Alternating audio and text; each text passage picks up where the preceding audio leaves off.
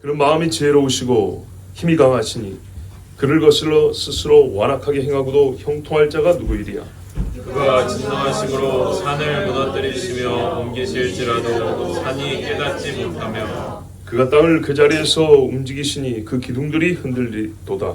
그가 해를 명령하여 뜨지 못하게 하시며 별들을 가두시도다. 그가 홀로 하늘을 펴시며 바다 물결을 밟으시며 두성과 삼성과 묘성과 남방의 밀실을 만드셨으며 측량할 수 없는 큰 일을 셀 수 없는 기이한 일을 행하시느니라. 그가 내 앞으로 지나시나 내가 보지 못하며 그가 내 앞에서 움직이시나 내가 깨닫지 못하느니라. 아멘. 욥이요, 친구 빌닷의 말에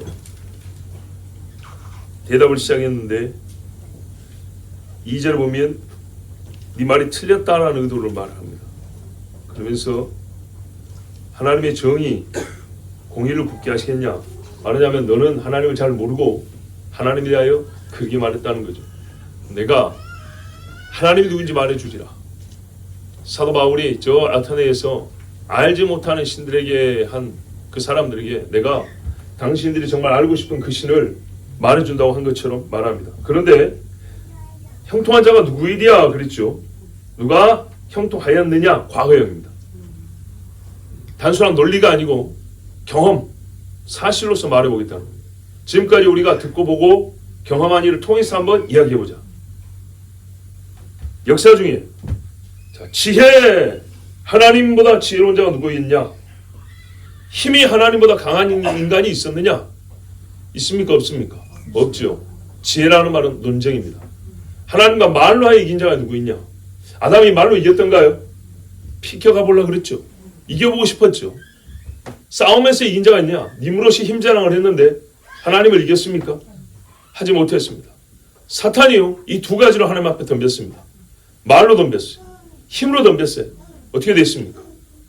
옛뱀 그 대가리를 잡고 쇠사슬로 묶어서 무지개 던져버렸다고 그랬어요. 사단도 아담도 아무도 하나님 앞에 이긴 적이 없습니다. 하나님의 피조물 중에 가장 강력한 힘을 가지고 있던 사단이랍니다.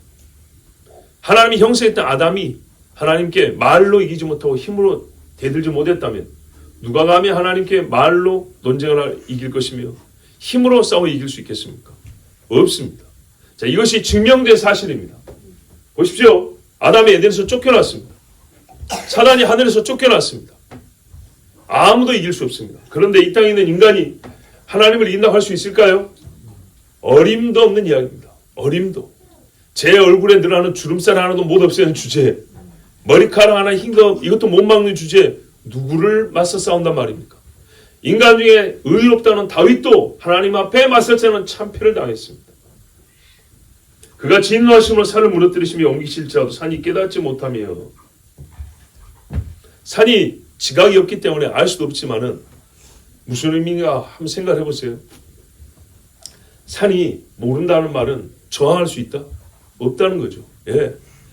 산 그 자체는 하나님의 손으로 만지시는 그대로 빚어질 뿐이지 자아를 가지거나 좀 독립적인 인격체로서 뭔가를 하나님 앞에 할 수가 없다는 겁니다. 그런데 여러분, 우리 인간 앞에 제일 큰 것은 뭡니까? 산입니다. 산. 땅 중에 제일 높고요. 그 뿌리가 제일 깊고요. 우리가 산을 없애려면 얼마나 힘든가요? 그리고 도로 닦으려고 하나하나 깎을 수 있지. 이 땅에 있는 산을 이겨낼 수 있습니까? 못 이기죠. 비행기가 에베레스트 산 있는 그 티베트 산맥을 관통을 못하고 돌아가는 거 아세요? 10,000m를 나는 비행기가요 8,000m 산 위를 가로지르지 못하고 돌아갑니다. 여차하면 걸려 떨어져 죽을까 봐. 예? 살째라도 걸리면 죽죠. 비행기 항로가 저 유럽 쪽으로 갈 때는 약간 위쪽으로 하고 올 때는 약간 아래쪽으로 오고 되게 그러더라고요. 자, 여러분, 산 하나님이 무너뜨린대요. 요한계시록 16장 20절에 맨 마지막 산악이 온데간데 없다 그랬어요. 그냥 산맥, 산악, 안데스 산맥, 예? 로키 산맥 이런 거예요. 태백 산맥은 아무것도 아니고. 이사야 64장 1, 2절에 주는 하늘 가르고 임하시고 산들로 진도하기를 불이 섭을 살며 불이 물을 끓임 같게 하사. 산이 진도하는데요, 불이 물을 끓이죠. 섭, 지푸라기가 불에 탄다고 생각해 보세요.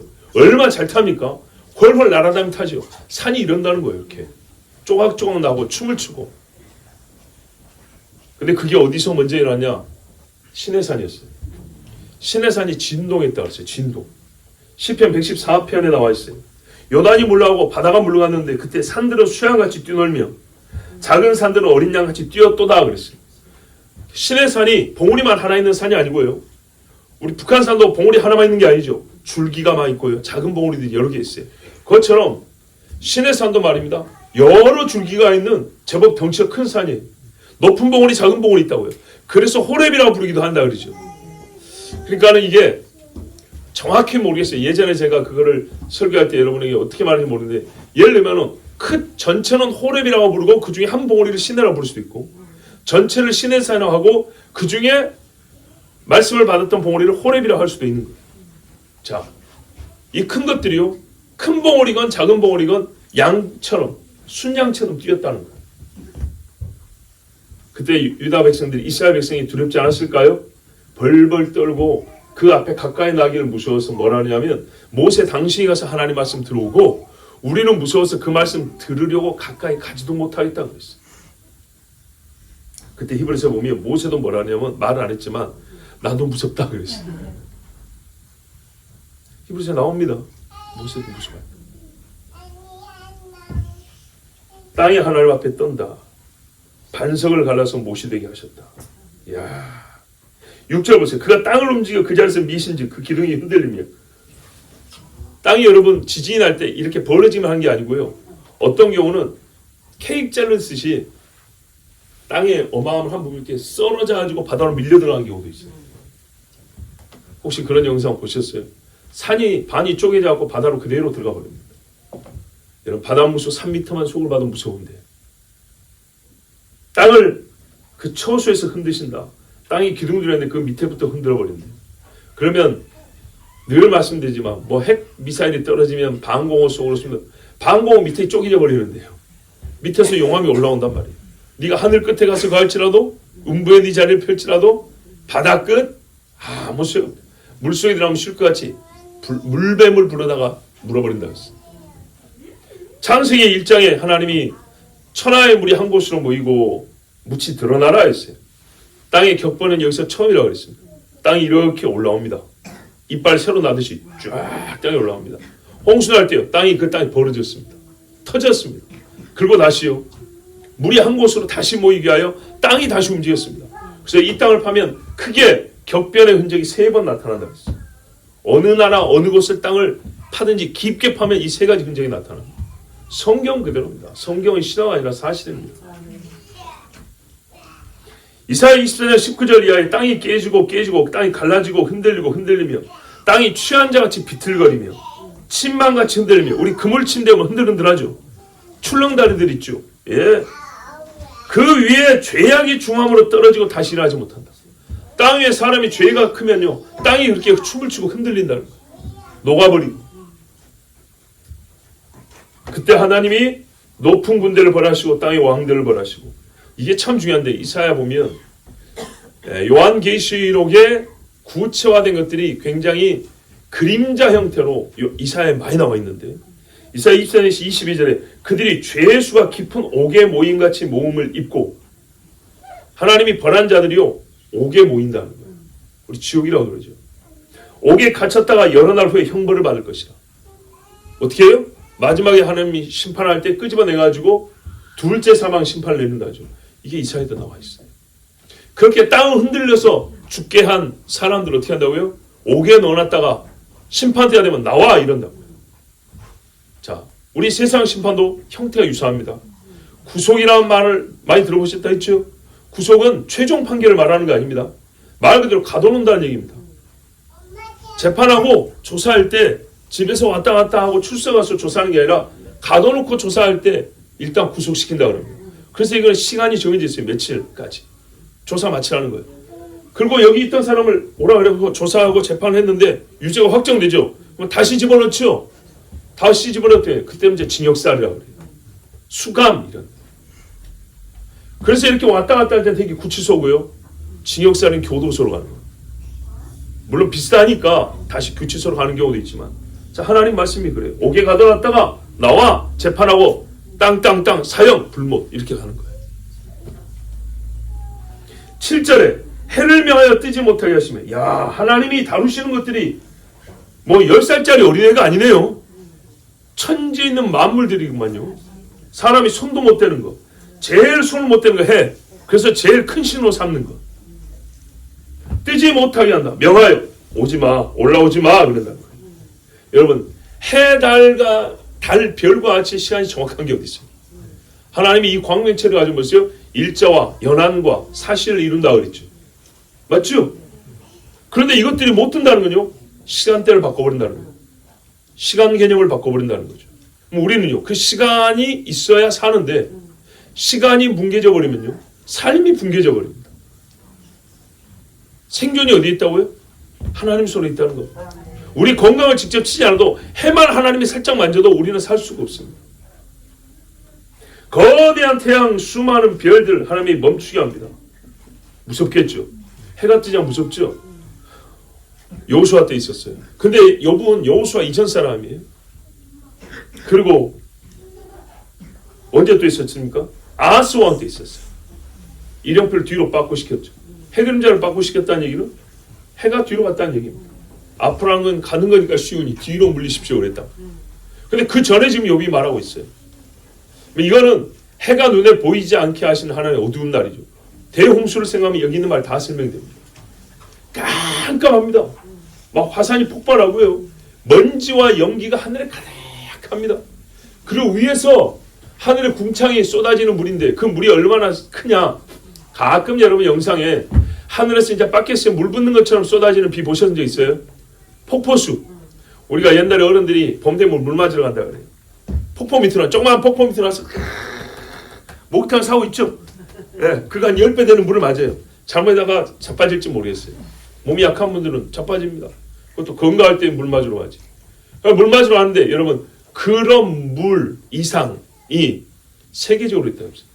그래서 우리가 뭐 시간당 몇십 미리만 해도 와이퍼 닦아봐야 앞도 안 보이는데 이거는요, 앞이 전혀 안 보일 정도로 물로 커튼을 수십 겹을 쳐놓은 것처럼 그런 물이 쏟아진 거라고요.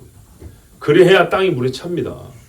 대홍수가 지금 뭐 어느 쪽 홍수 날 때도 바다 해수면 1cm도 안 온다 했잖아요. 근데 산을 덮어주고 바다가 올라갔다는 얘기 어느 정도 생각해 보세요. 부피가, 예? 사람 몸도 저만한 사람하고 체형만이 갔으면 어떻게 돼요? 키 차이는 몇십 센치 안 나는데 몸은 어마어마하게 차이 나죠. 부피는 세제곱이기 때문에 훨씬 차이 나는 겁니다. 그러면 그 체적이 늘었다는 거예요. 물이 얼마나 많이 나왔는지. 예? 하나님이 그렇게 해서 해가 안 보이게 했어요. 별들도 못 보게 했어요. 또 출애굽기 보니까 하나님이 무슨 일을 하셨죠? 애굽에 흑암이 있게 하셨죠. 예, 근데 이스라엘은 고센 땅에는 빛이 있었다 했죠. 아마 해가 안 뜬 건 아닐 텐데 어떻게 해요? 구름도 없는데 빛을 못 비치게 막아버렸다. 얼마나 무섭습니까? 저기 보니까 저기 조그만하게 빛이 있는데 애굽 전역은 새까만 거예요. 무섭겠죠. 이게 죽음 직전에 주시는 하나님의 마지막 경고였어요. 그 다음에 죽음이었어요. 우리 인생도 그래요. 하나님이요, 새까맣게 다 죽여버립니다. 작은 생명 하나 딱 남깁니다. 근데 그게요, 그 빛이 보인다는 거 보여요. 그때가 어떻게 해야 돼요? 회개해야겠죠. 근데 그 빛이 보이는 것도 무시해버리면 딱 꺼져버립니다. 주의 영화로운 날이 오면 어떻게 했냐? 피와 불과 연기 기둥이로다. 해가 변하여 어두워지고 달이 변하여 피가 되리라고 했어요. 이 하나님 약속이 그 말씀입니다. 우리에게 징조입니다. 누가 그렇게 해요? 하나님이요. 누가 큰 파라솔 친다고 해가 그렇게 가려지는 게 아니에요. 오래되면 파라솔 햇빛 그 힘 때문에 약해지고 닳아지지 해를 가리지는 못합니다. 8절, 그가 홀로 하늘을 펴시며 바닷물결을 밟으십니다. 와, 해가 노는 하늘 하나님이요 폈대요. 성경에 보니까 차일같이 펴시며 돼 있어요. 차일같이. 우리가 이렇게 커튼 이렇게 차가면 쫙 펴지죠. 그리고 옆을 펴죠. 차면 툭 펴지죠. 이렇게 폈다는 거예요. 와, 우리가 힘이 있다면 예를 들어서 양태 한 자로 손을 잡고 쫙 펴나가시면 쫙 펴지겠죠. 하늘이 이렇게 폈다는 거예요. 감은 게 아니고 폈다 그랬어요. 쫙. 그래서 나중에 어떻게 해요? 쑥 하면은 도록 말린다. 종이축 말리는 거죠. 놀랍습니다. 이사야 40장 22절에 그가 하늘을 찰류같이 펴셨으며 그와 천막같이 베푸셨고, 히브리서 1장에도 주여 태초에 땅의 기초를 주님이 두셨고 하늘도 주의 손으로 지으신 바라. 시편 19편에 우리가 잘 아는 말씀이죠. 하늘이 하나님의 영광을 선포하고 궁창에 그 손을 하신 일을 나타내는도다. 하나님이 해를 위하여 하늘에 장막을 베푸셨도다. 네. 이야, 여러분, 예수님이요 그 다음에 바다죠. 바다 위를 걸으셨어요. 이건 예언적인 말이기도 합니다. 그 전에요, 창세기 1장 2절에 보세요. 하나님의 영은 수면 위에 운행하시다. 존재감만 나타내는 거 아니라 그랬어요. 시편 135편에 보면 하나님이 하신 일은 모든 곳에 나타나는데 in the sea, 바다에서도, in the deep places, 가장 깊은 곳에서도, 표면에서도, 사람 눈이 안 보이는 곳에서도, 저 꼭대기, 하늘 저 꼭대기에서부터 땅이 맨 깊은 데까지 하나님의 손이 일하지 않는 곳이 없대요. 지금 여기 이 이야기라고 합니다. 하박국에도 보면 3장 15절에 주께서 말을 타시고 바다고 큰 물의 파도를 밟으셨나이다. 내가 들었으므로 내 창자가 흔들렸고 그 목소리로 인하여 내 입술이 떨렸도다. 떨었다. 지금은 어떻게 합니까? 하나님이 예레미야 말씀한 것처럼 파도가 흉흉하지만은 경계를 두고 넘어오지 마라 그럽니다. 그렇죠? 하나님이 오지 마 이렇게 기도하는 것 같아요. 그래서 바닷가에 주로 뭘 놔두는지 아세요? 파도가 못 오게 하는데 최고 좋은 거. 하나님이 하시고 하나님이 하시고. 예, 흉내낸 거 말고요. 사람 흉내낸 거 말고요. 모래. 놀랍습니다. 파도가 막 오는데 방파제는 그대로 부딪혀버립니다. 빵 이렇게 하죠. 오래되면 방파제 깨집니다. 근데 모래는 어떻게 해요? 물이 스며들어가지고 서로 사그라져 버립니다. 희한하죠. 바로 저 앞에까지 엄청난 파도인데 요만큼 오면서 머릿속 쑥쑥 들어가고 쑥 이러옵니다. 그것도 좀 나가면 다시 또 커집니다. 모래. 얼마나 놀라운지 모릅니다. 그 다음에요, 하늘에 있는 별들이, 해 달했으니까 별 해야죠. 북두성, 삼성, 묘성, 남방의 밀실을 만드셨다. 북두성이 뭐냐? 우리가 지금 말하는 북두칠성. 예, 북두칠성. 이야, 이게 아크루스라는데 별자는 큰 곰자리입니다. 곰 2마리 오르고 있어요. 예. 그게 북두칠성. 우리는 국자라 그러죠. 옛날 사람들은 국자라고 말하지 않고 곰이라 했어요. 곰이라고. 그 다음에 여러분, 삼성이 오리온. 네, 오리온. 히브리 말로는 이게 마르둑이라고 그래요. 마르둑. 우상 귀신 이름이죠. 마귀 이름이죠. 니무롯을 상징하는 별자. 그 다음에 나온 게 뭐냐면 묘성. 이게 플레이아데스라는 건데요. 7 자매들, 이 여신들, 이것들 이야기해요. 헬라 신화에 나온 거. 야, 이게 재밌는 게 뭐냐면 여러분, 이런 별자리 지금 이야기가 우리말로 번역을 했지만 또 영어로 번역을 했지만 옛날부터 그 별자리 이름이 있었다는 거예요. 그리고 의미가 똑같아요. 욥이 그 별자리들을, 별을 지금하고 보세요. 나를 봐보세요. 요즘에는 요 3별을 묶어서 하나의 별자리인데 욥 당시에는 요거 3개 플러스 저거에서 이렇게 묶어서 별자리가 된다. 또는 요즘에는 이렇게 별자리를 만들었는데 그 자리에 옛날 사람들은 이렇게 별들을 묶어서 별자리만, 그러지 않고요. 개수, 위치, 모양 똑같아요. 별자리 이야기가 옛날부터 나왔다는 겁니다. 옛날부터. 지금 일종의 스토리, 서사가 있는 게 별자리입니다. 헬라 신화의 이야기가 별자리로 그대로 다 구성이 됩니다. 다르게 말하면 그 신화 이야기를 별에다 그려놓은 거예요. 새겨놓은 겁니다. 이게 우리가 생각해봐야 될 거예요. 신화 이야기를, 하나님을 대지하는 마귀와 니무롯, 이 사탄의 이야기를 별의 크기, 밝기, 위치, 또 이어지는 선으로 구사한 것이 별자라는 거예요. 그래서 여러분, 제가 알기로는요, 영국 사람들 있죠. 우리나라 사람 혈액형 겁나게 좋아하죠. 이번에 A국 가갖고도 또 혈액형을 막 주여 하지 마라 그래도 혈액형. 근데요, 영국 사람들은 별자리죠. 별자리. 별로 안 친한데 너 무슨 별자리? 그러면 그때부터 친해진다. 그리고 가까이 있는 별자리 있고 멀리 하는 별자리 있거든요. 예, 여러분 생각해. 처녀자리 하면 우리는 기독교. 물병자리 하면 기독교. 그죠? 처녀 말이야. 예, 물고기 자리. 그럼 어떻게? 너 처녀 자리, 물고기 자리, 우리 좀 친하게 지내자. 이런 거죠. 근데 이제 마귀를 가리키는 별자리 있죠. 사냥꾼 자리 막 이런 거, 정갈 자리, 뱀 자리 막 이런 것도 어떻게 해요? 멀리 하겠죠. 서양 사람들은 그래. 이게 아마 그러니까 켈트 신화하고 관계 있는 거야. 고대에서부터 내려온 신화. 이 별자리 관념이라는 거야. 이게 신앙적이에요. 신앙적, 종교적. 마귀의 이야기를 그려놓은 거예요. 욥의 시대에 이미 이런 신화는 완성됐다는 뜻이에요. 별자리가 있고 별자리 의미가 갇혀 있다는 것은 욥 시대 이전에 이미 이 별자리에 대한 이야기는 완성이 되어 있다.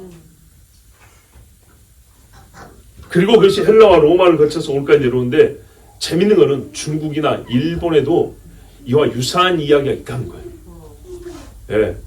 헬라 신하고 비슷한 이야기가 있다는 거예요. 그건 무슨 말이에요? 근대나 되어가지고 유럽과 일본, 동양이 서로 이렇게 교류한 걸로 돼 있잖아요. 옛날에는 고대는 아주 희귀하게 배로 한번 왔다 갔다 하고. 근데 이런 문학적, 문화적, 종교적 이 지식세계의 교류라는 거는 쉽게 짧은 시간에 이루어지는 게 아닌데 고대에 이 같은 이야기 있었다는 거예요. 한 뿌리에서 나왔다는 거예요. 그러니까 세계 중에 한 뿌리에서 나왔다고 얘기해요. 어딜까요? 동방의 바벨론이에요. 바벨론 점술가들, 별자리 본 사람들 싹 퍼져나 동서양으로 퍼져나니까 언어는 다르고 약간 각색은 됐지만 본질이 똑같은 거예요. 그러니까 그들이 갈라지기 갈라질 때 그때쯤 이야기니까 어떻게 해요? 욥도 다 알고 있죠. 욥의 친구들도 다 알고 있어요. 근데 이 이야기를 보면요, 홍수 전 사건이 좀 들어있고요, 홍수 후의 사건들도 들어있어요. 그리고 마지막 시대까지 들어있어요. 근데 여러분, 원래 별자리는 왜 만들었을까요? 별자리보다는 별은 하나님이 보면은 징조화 그랬어요.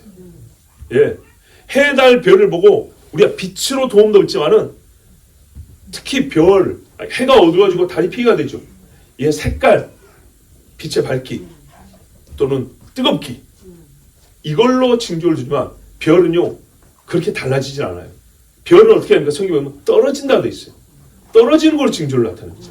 또 하나는요, 지금 말한 대로요, 이 별들의 위치, 그 이어지는 선으로 만들 수 있는 스토리 자체는 지금 인정하고 있잖아요. 별들을 보여주는 그 모양들이 있어요. 이 자체는 욥의 세계 사람들 인정하는 바거든요. 즉 하나님이 별들은 그런 식으로 우리 징조를 줬다는 거예요. 스토리를 이어나갈 수 있게 해줬다는 거예요. 별은.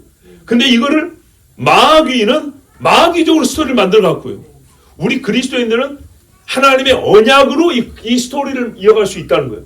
이걸 이름하여 12궁성. 해가 지나는 길을 따라오면 그 스토리가 지는데 이게 황도 12궁이라고요. 성경에 보면은 38장에 나와요. 12궁성이라고. 이게 과학시험에 보면 황도 12궁인데 이 히브리어는 마자로트랍니다. 마자로트. 이거 굉장히 중요한 개념입니다. 옛날 히브리 사람도 이 마자로트, 해가 지나가는 길을 따라가면 별자를 그대로 보이거든요. 일부러 막 이렇게 따질 필요가 없는 거예요. 해가 지나도 둥그렇게 한 바퀴 돌면 스토리가 나오는 거예요. 하나님이 그렇게 가르쳐 줬어요. 근데 그 길에 있는 이야기를 마귀는 마귀식으로 바꿨다는 말이에요. 그래서 별하면 헬라 신화로만 연결시키는데 그게 아니고 성경 창세기에 나왔다니까요. 징조를 주려고, 너희에게 사인을 주려고 내가 별들을 하늘에 박아놨다 했단 말이에요. 이걸 우리가 놓치고 산단 말이에요. 근데 마귀적이니까 어때요? 그 별 보고 이것만 하고 있었다는 거예요. 이방 사람들이 만드는 그 별, 칠성신호 쪽, 이거 어디서 나온 거야? 어디서 도대체? 그 다음에 남쪽의 방들. 남쪽의 방들은 말하자면 봐보세요. 쫙 아래쪽을 봐야 돼요. 잘 보입니까? 안 보입니까? 잘 안 보이죠. 근데요, 별들이 움직입니다. 이렇게 잘 보이지 않는 것들까지 욥은 알고 있었어요. 옛날 사람들이 별을 관찰하는 거 시력도 훨씬 좋았죠. 예, 우리 보면 요가밖에 하면 지금 전기 불 때면 더 안 보이죠. 근데 옛날에는 깜깜 하늘에 이렇게 시야가 넓었을 뿐만 아니라 위아래를 보면 저쪽 끝으로 저쪽 끝 많이 보였어요. 저 아래쪽에 있는 별들까지. 와, 무수히 모여있는 별들을 보면서 하나님이 별들의 방을 만들어 이런 식으로 표현을 했어요. 자, 그리고 중요한 게 뭐냐? 아까 뭐가 있었습니까? 묘성 있죠, 묘성. 얘가 동쪽. 삼성, 오리온은 서쪽. 북두성, 북쪽. 말 그대로 북쪽. 그 다음에 12궁성 남쪽. 이거 동서남북을 상징하는 것들. 그러니까는 온 하늘을 다 하나님이 만드시고 다스리고 계신다는 거예요. 그 질서. 그것을 통하여 우리에게 주시는 계시 사인. 이야. 그래서요, 하나님이 요거를 그대로 쓰십니다. 재밌는 게 뭐냐면 사람들이 만드는 걸로 끝난 게 아니고 하나님이 요 이름을 그대로 갖다 쓴다니까요. 즉 사람들이 하나님이 이 별의 위치를 통해 주신 계시의 일부분을 캐치했다는 얘기예요.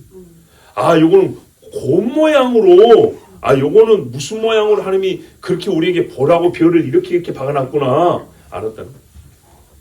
38절에 하나님이 욥한테 묻죠. 그때 이렇게 나와요. 네가 묘성을 매어 떨게 되게 하겠느냐? 삼성의 띠를 풀겠느냐? 별들끼리 연결되는데 이거 풀어가지고 쫙 늘릴 수 있냐? 네가 하나 띄어가지고 저쪽에 붙어를 할 수 있냐? 아니라는 거예요. 하나님이 그 위치에다가 그렇게 손으로 연결되게 해놨다는 겁니다. 보라고, 깨달으라고. 네가 12궁성의 때를 따라 이끌어내겠느냐? 아까 그랬죠. 해가 가는 길마다 별자리들이 12개가 있다고. 이게 마자롯이라는데 이게 원문에 그대로 있어요. 그거 내가 그렇게 정해놨다는 거예요. 해가 가니까 보이겠죠. 잘 보라고. 북두성과 그 속한 별들이 인도하겠느냐? 네가 하늘의 법도를 아느냐? 하늘로 그 권능을 땅에 베풀게 하느냐? 이게 중요한 거예요. 하늘의 법도라 그랬다고요. 그러니까 해, 달, 별을 통하여 하나님이 우리 땅에 율법을 주신 것처럼, 그러니까 로마서에 나오잖아요. 하나님이 만든 마음에 하나님의 신성이 뭐야 알게 된다고요. 최소한 어떻게 해요? 아, 하나님이 계시구나. 신이 계시구나. 그 신이 이것들을 다 만들었구나. 일관성이고, 여러분, 포괄적이라는 거예요. 신이 인간만 만들 수 없고요. 물만 만들 수 없고요. 뭐 물신, 해신, 달신 따로 있는 게 아니라 신이 있으면 이거를요. 종합적으로 한 질서 안에서 한 권능을 만들어야 한다는 거예요. 이렇게 깨달은다는 얘기입니다. 그렇다면 오늘 우리의 호흡을 주신 하나님은 저걸 안 만들었냐면 우리 삶을 섭리하시는 별자리도 섭리하신다는 거죠. 욥에게 하나님 묻고 있는 거예요. 너 그거 알아? 그랬어요. 내가 저기다가 법도를 정해놨어. 너희는 그걸 보고 깨달는 거야. 근데 보니까 좀 깨닫긴 하는구만. 근데 네가 그거 바꿀 수 있어? 못 바꾼다 그랬어요.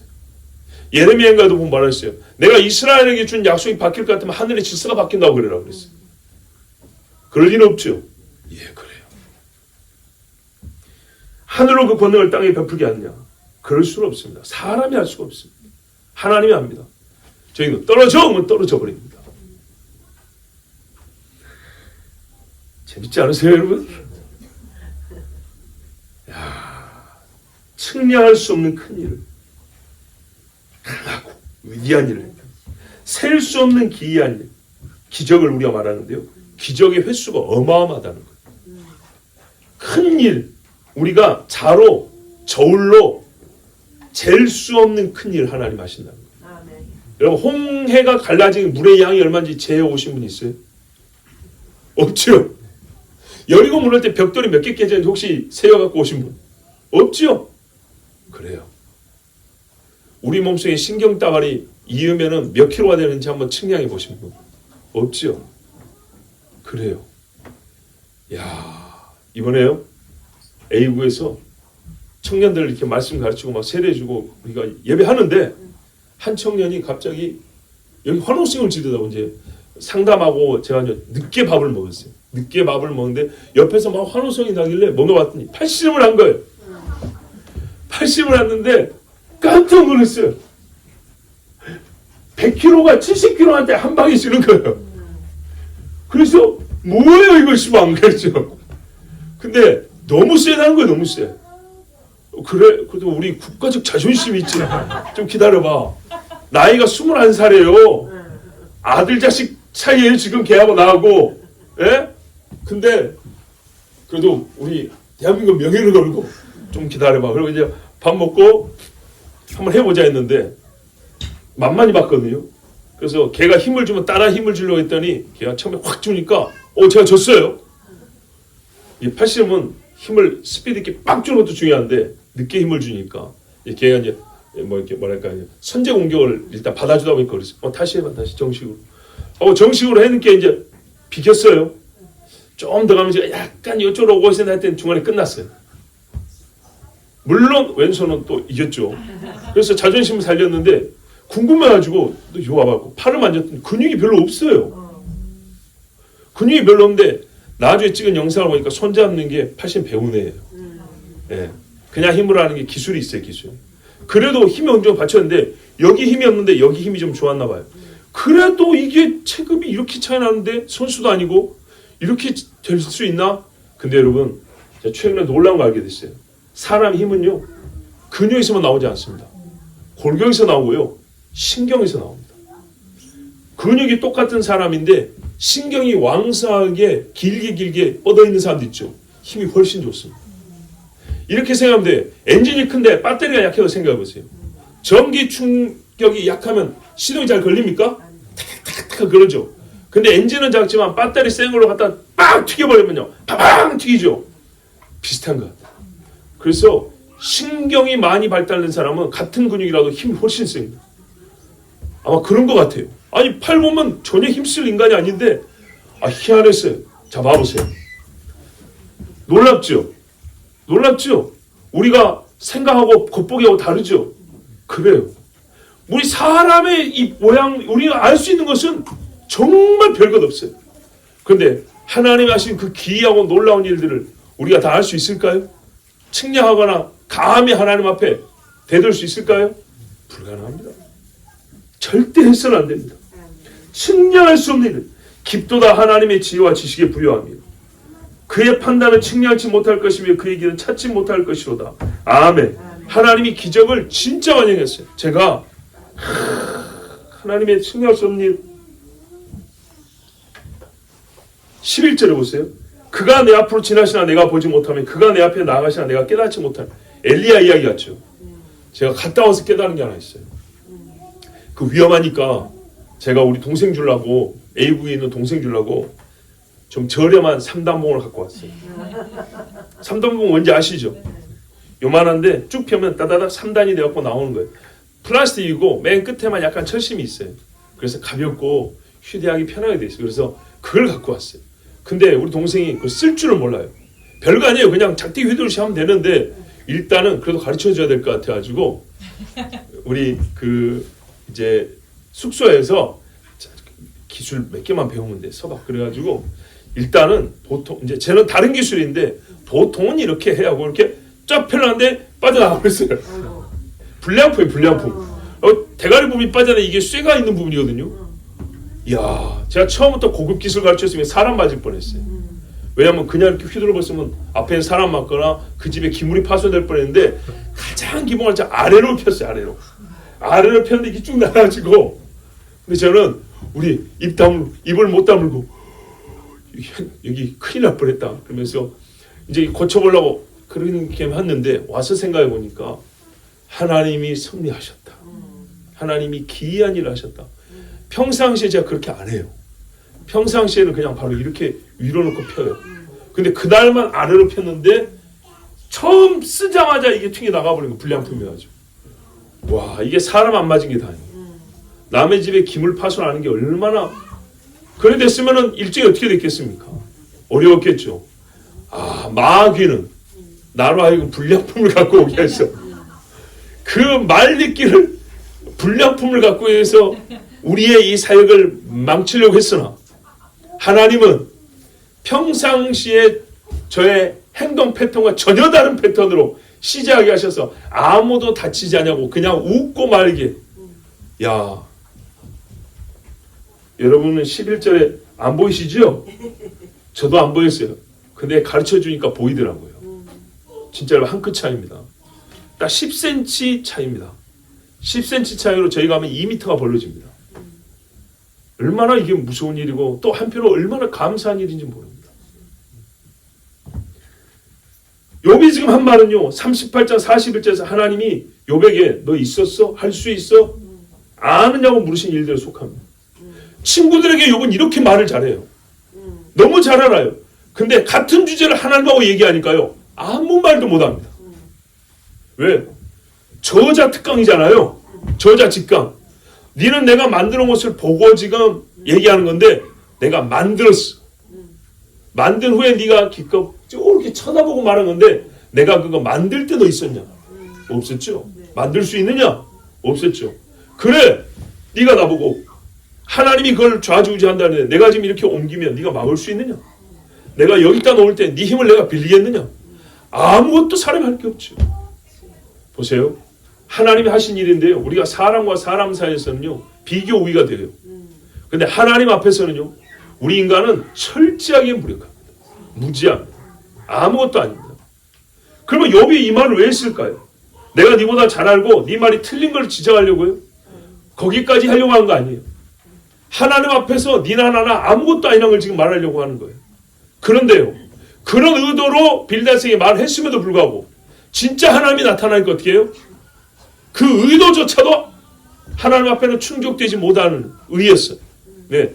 우리가 하나님 앞에 이렇게 낫다. 아무것도 아니다. 하나님의 절대 지혜와 주권과 능력을 우리는 인정해야 한다. 자, 네가 하는 하나님에 대한 말은 옳지 못하다. 그러니까 우리가 하나님 앞에 대해서 바르게 말하자고 지금 이렇게 말했는데 진짜 하나님이 나타나니까 바르게 말한다고 한 이 말도 하나님 앞에 옳은 게 아닌 거예요. 다 틀렸다는 게 아닌데 하나님이 충족할 만큼 그래 잘했어 그렇게 말하는 거야. 이게 안 된다는 거예요. 그래 여러분 우리가 하나님 앞에 감히 그 심판대에 가서 입을 열 수 있겠습니까? 전혀 그럴 수가 없습니다.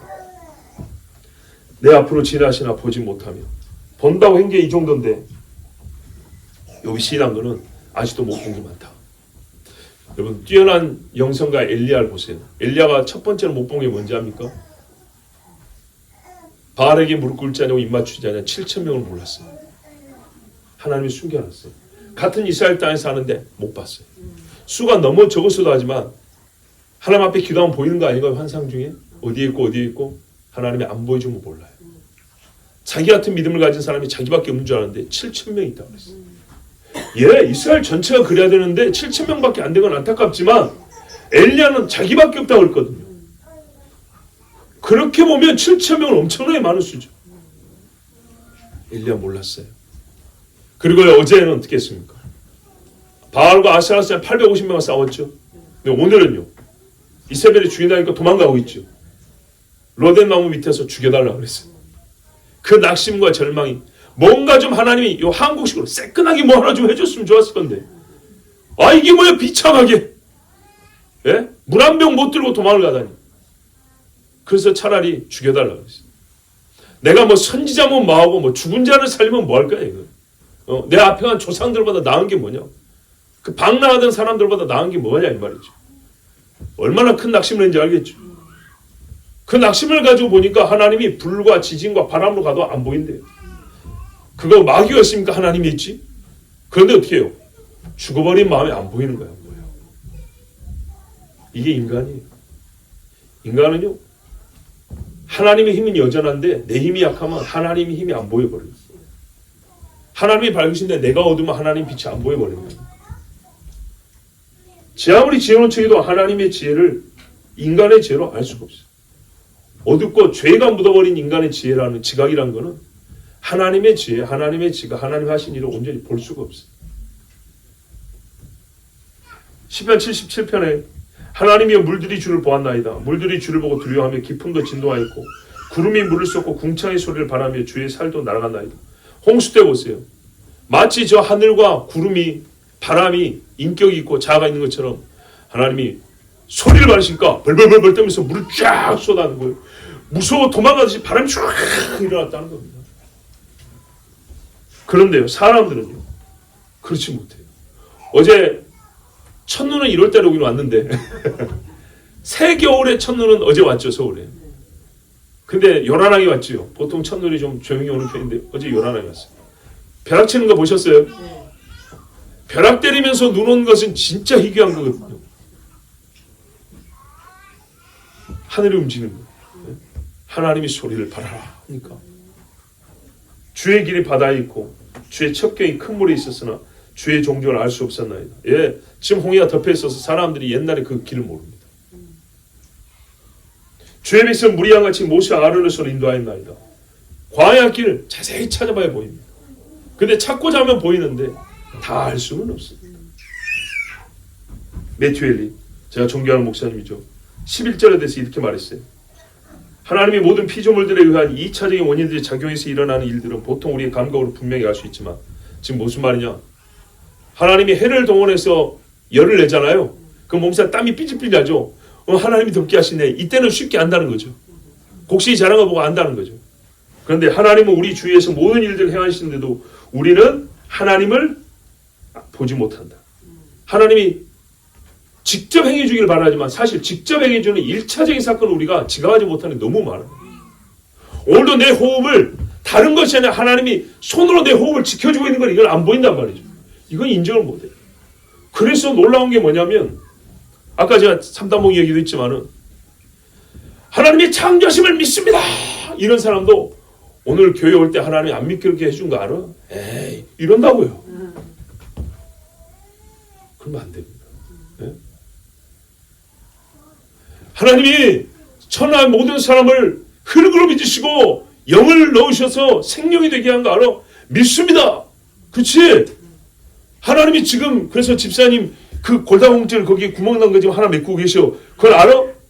에이 그건 엑스레이 찍어봐야 알지. 왜 그런 것까지 하나님 하시 이러지 말라고요. 네. 이빨 쪽에 벌레 하나도 박테리아 세균 하나도 하나님이 정하신다고. 네.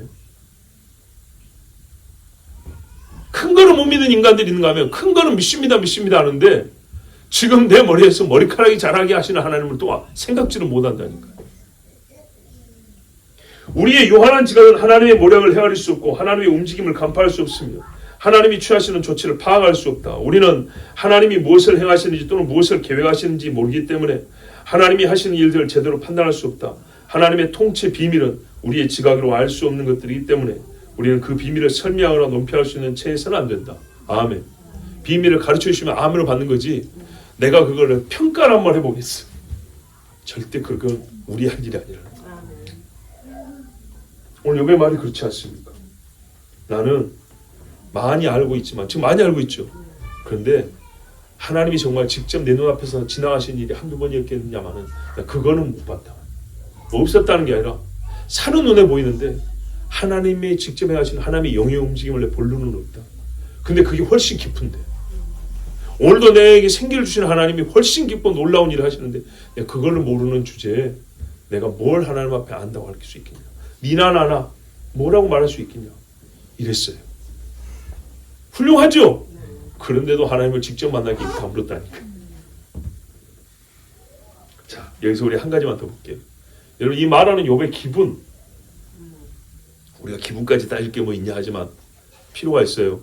스데반이 아우 죽기 싫은데 이러고 죽었습니까? 바울이 옥에서 내가 사도니까 체면상 찬송한다. 신라야 손 들어. 이렇게 찬송했습니까? 아니죠. 기분 감정 굉장히 중요합니다.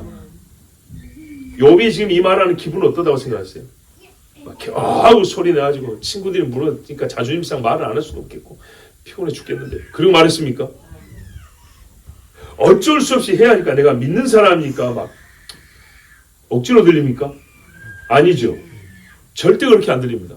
제가 오늘 이 밤에 여러분의 수면욕을 좀 감소시키기 위해서 스피디하게 지금 설교를 하고 있긴 하지만 목소리를 조금 밝게 하고 좀 속도를 땡긴 이유가 있어요.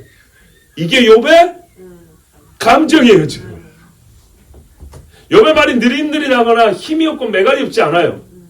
기분이 우울하고 어쩔 수 없이 이 귀찮은 놈들하고 이렇게 말하고 있는 게 아니에요. 지금 욥이 기분이 좋아요. 기운이 넘치는 소리. 봐보세요. 사람이 기운이 넘칠 때와 힘이 없을 때는요. 뜻은 같지만 사용하는 단어가 달라요. 또. 그죠? 예, 같은 A라는 목적을 위해서 발언을 하지만 그 A라는 목적을 이루기 위해서 쓰는 단어가 힘 있을 때 쓰는 단어가 있고요. 힘 없을 때 쓰는 단어가 있어요. 그죠? 뭐 해야 돼? 하긴 해야겠는데 하면 상 주겠지? 요거하고 하자! 하나님의 상이 약속돼 있어. 다르죠? 하자는 거예요, 하자는 거. 근데 달라요. 자, 욥의 말은요, 기운치 않아요. 기분이 좋아요. 그래서 놀라운 거예요. 지금 자기 상황이 그럴 상황인가요?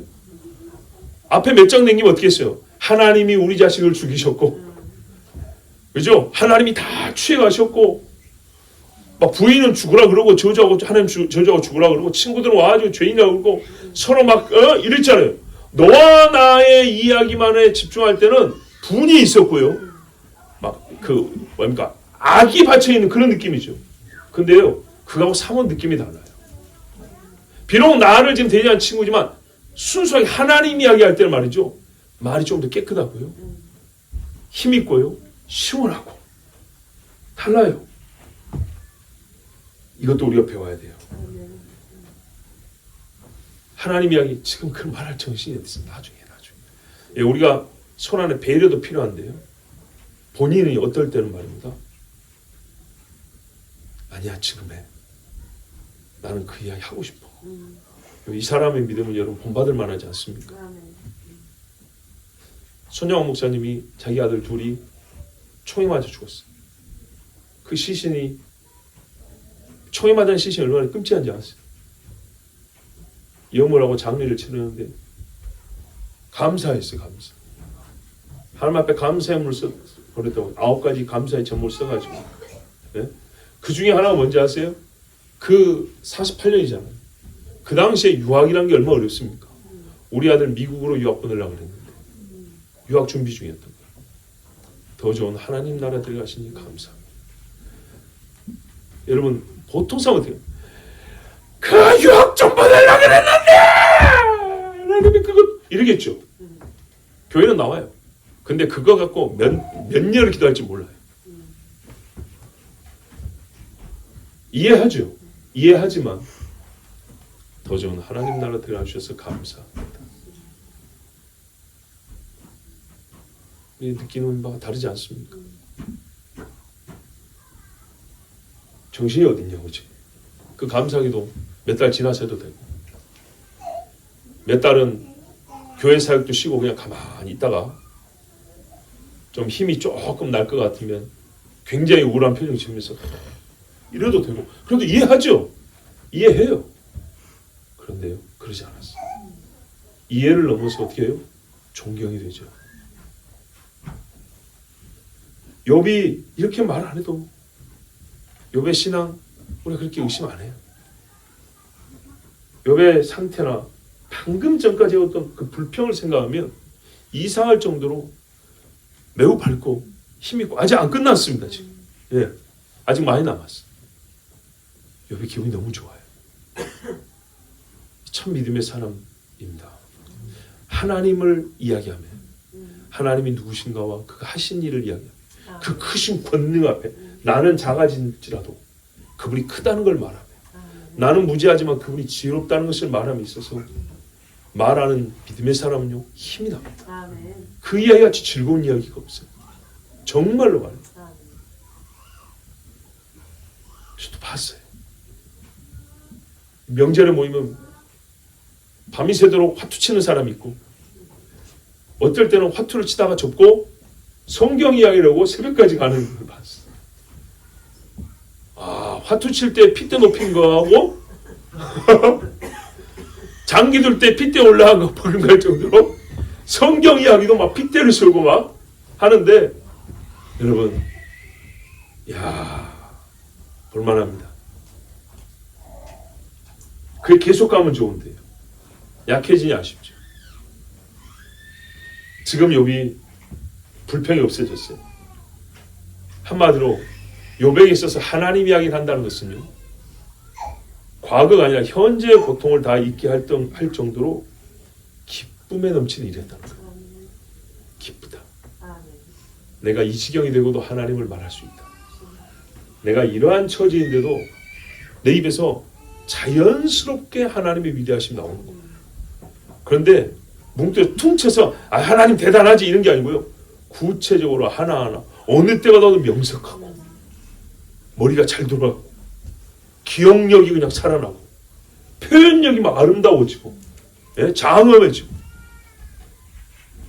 시편에 다윗이 다 평온할 때 하나님을 향하여 조용히 혼자 노래할 때처럼 지금 그런 상황 아닌데도 물론 다윗도 보세요.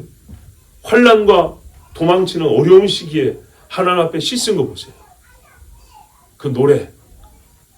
야, 하나님의 사람들입니다. 여러분. 말씀 자체에 하나님에 대한 깨달음이 있고요. 또 그 하나님을 말하는 욥의 심령을 보세요. 예. 욥의 심령.